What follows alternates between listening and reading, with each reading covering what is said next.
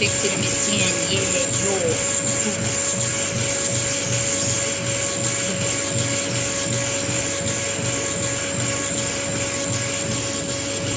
Koca kafalı perden, koca kafalı perden. Beni duyuyor musun?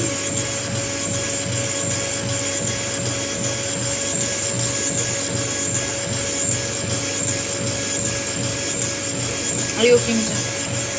Tam kilo alıyor.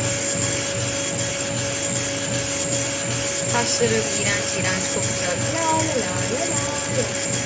Ne yaptın Erlen sen nasıl bir şey? La la la la la la. Müzik koymana gerek kalmıyor. Hatta ben buna müzik yapıyorum şimdi. Gözlerim yaşlı kalıyor inan. Adını gördüm anda dayan.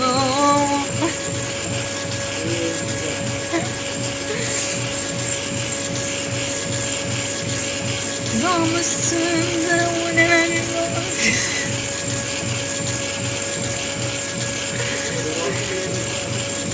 Tombul tombul kollar, tombul tombul bacaklar.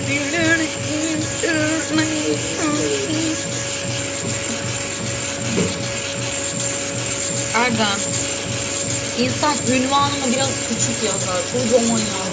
Evet, ünvan. Asistan yazıyor ya, onu küçük yaz, adımla aynı yaz, bir de büyük yazmış. Gözüne saka saka bilmişsin.